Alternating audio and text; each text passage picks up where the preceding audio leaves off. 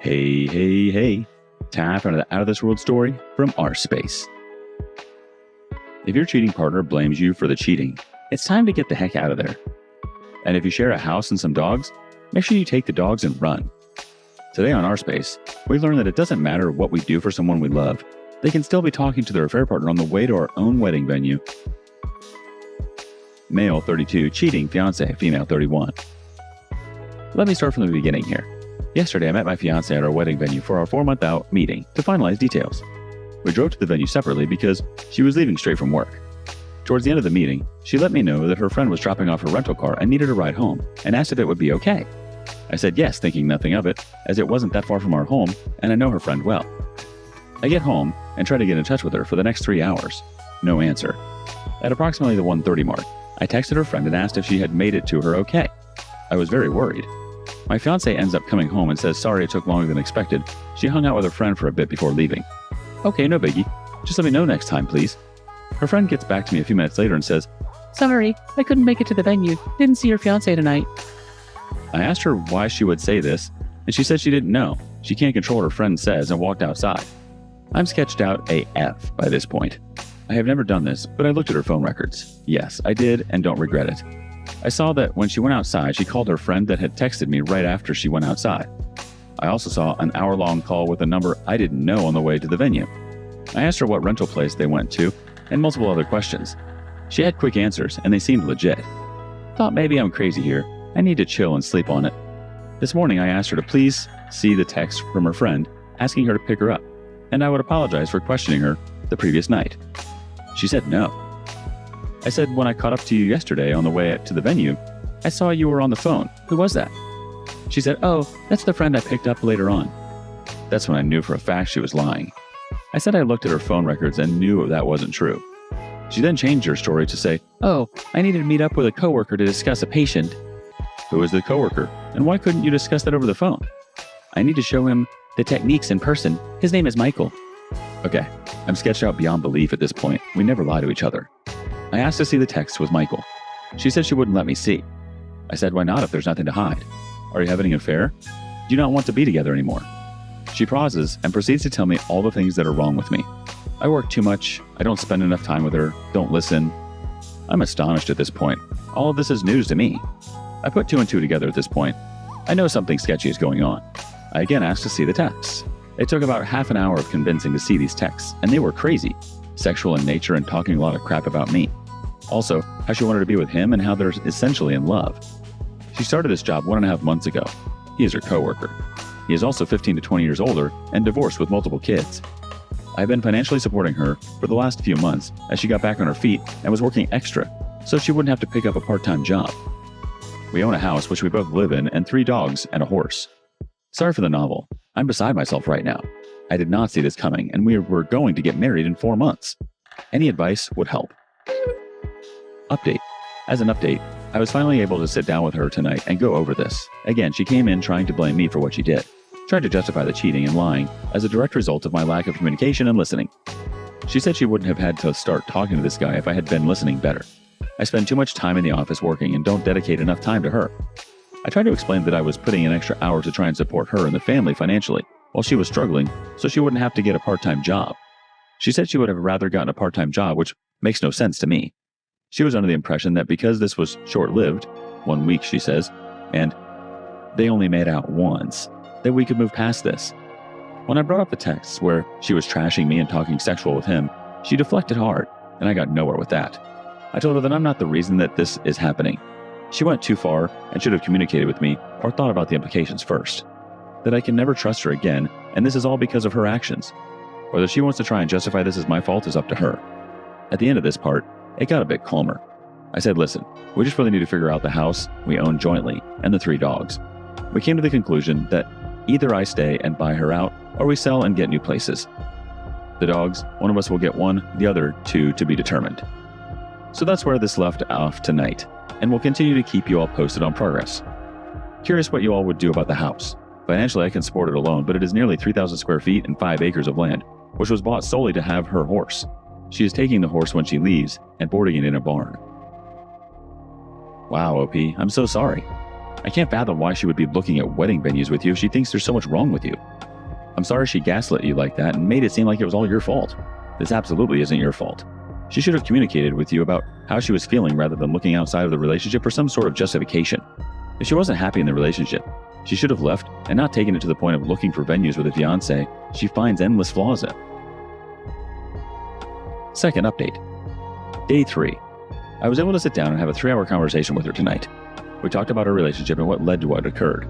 It started with her telling me what I did wrong in our relationship.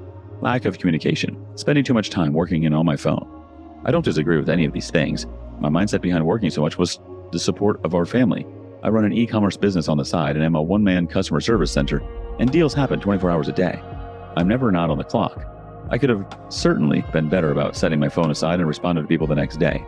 The lack of communication was on both ends, and a prime example of this is the fact that I was unaware she was unhappy with any of this. It was never communicated to me. She said she felt I would have gotten upset if she told me, but never gave me the chance to work on it. I'm not a perfect person by any means, and many times I do or say things that are misinterpreted by her as rude. An example of this is a week or 2 ago, I was trying to help her with a budget with her financial problems to try to set up a plan to get her on track. To note, I work in the financial industry and do this for clients all the time. So I had mentioned that she owed me maybe $1,000 and she would get that back to me next paycheck. I said something like, I think it's a little bit more than that. Let's go through the transfers I have made to our joint account. It ended up being over $5,000. My purpose for doing this was not to make her feel bad, but to realize how much I've been contributing. She took this as me trying to humiliate her. I was just trying to help and maybe my timing was off. She told me I have been too focused on money lately, but I was only trying to make sure we were going to be okay. We still had quite a bit to pay for the wedding, and my budgeting mentality was on overload trying to make sure we had enough. The fact that she keeps trying to justify what she did by attributing this as a direct correlation to my flaws really bothers me. She keeps telling me that she is surprised I would throw away 7 years of a relationship like this. I keep having to remind her that I didn't throw it away. She did with her actions. She told me that I told too many people too quickly, and we could have resolved all of this between us. She also said that she wouldn't have had to talk with someone else if I was a better listener or communicator. I have finally determined the extent of the affair, which I actually believe based on the text that I read. They began talking 1 to 2 weeks before via text. I don't know if they had met up before outside of work, but this time around, he had asked her to the park to play basketball and talk. She met up with him and ended up making out. I surely believe it didn't go further than this yet, but it would have in the near future, I am sure. She says he is not her boyfriend. She also took off tonight, and I have no idea where she is at, assuming with him or a girlfriend. It is an awkward living situation, but I am hoping this resolves in the near term. I do think she wants me to get back with her and try to repair that. I think that the main issue was a lack of communication that manifested for a long time. We got into a routine, lived our boring, simple life, and meanwhile this problem was never discussed and grew over time. She acted out instead of talking to me, and also lied to my face, talked a lot of crap about me behind my back. She can be very sneaky, and I don't think I can fully trust her again. Obviously, this would be the easiest thing to do, but I don't think I would ever truly be happy. Understanding the root cause has helped me feel better. If nothing else, it will allow me to address my personality flaws, communication issues, and see things from another perspective. I started hitting the gym today and will keep a routine going. I also plan on picking back up and studying for my CFP designation. I took the week off of work to focus on my mental health. Today I called the wedding venue and officially canceled the date. We were able to get some money back, but lost a bit unless the date can be resold to another couple. Unlikely. I also spoke with their parents again to keep them apprised. They live far away and I am sure are worried sick. I continue to let them know everything is fine and calm and they don't need to worry about their daughter. I did some research and with interest rates where they are today, I will not be able to find a comparable house for the mortgage I pay for this. Can barely find an apartment for less nowadays. I think my best option is to try and buy out her share and have her find an apartment. She seems agreeable at this time. We will have an appraiser out to assess the value and see what half of the equity would be and if that is doable for me. My questions to you all are, does this change your mind at all about the situation? Am I handling this properly? If not, what should I be doing different? The audacity she had to tell you that she couldn't believe you would be willing to throw away the relationship when she was the one cheating on you? What the heck? From what she keeps saying, it seems like she's not willing to take responsibility for her actions. It sounds like she doesn't feel remorse for cheating on you with this guy. Perhaps she needs to deal with her own self and issues. Really go inwards before trying to work on this relationship with you. If she doesn't, who's to say something like this wouldn't happen again? Or she'd just blame you for the next thing, OP. There's a new update. It's been nearly a month since this whole situation went down and I owe you all an update. It has been a very busy, emotional, and eventful month. So I'm not going to lie, the few days after this happened to me I was a pathetic mess, groveling to get back with this cheating POS. It's embarrassing to admit, but it happened. And it was all part of the process of moving on. While in this vulnerable state, I tried everything I could do things right to make things better, but nothing worked. I was actually told that she had to make a decision, me or him, and she did the right thing choosing him.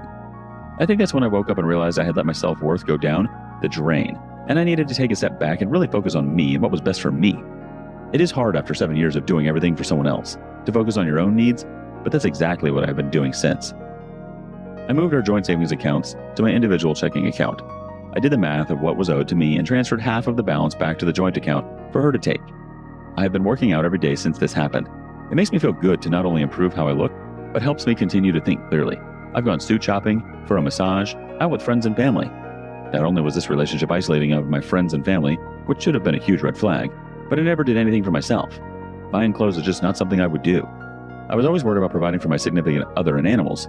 I've been seeing a therapist, for the first time in my life, on a weekly basis. It helps me talk things out in my decision making.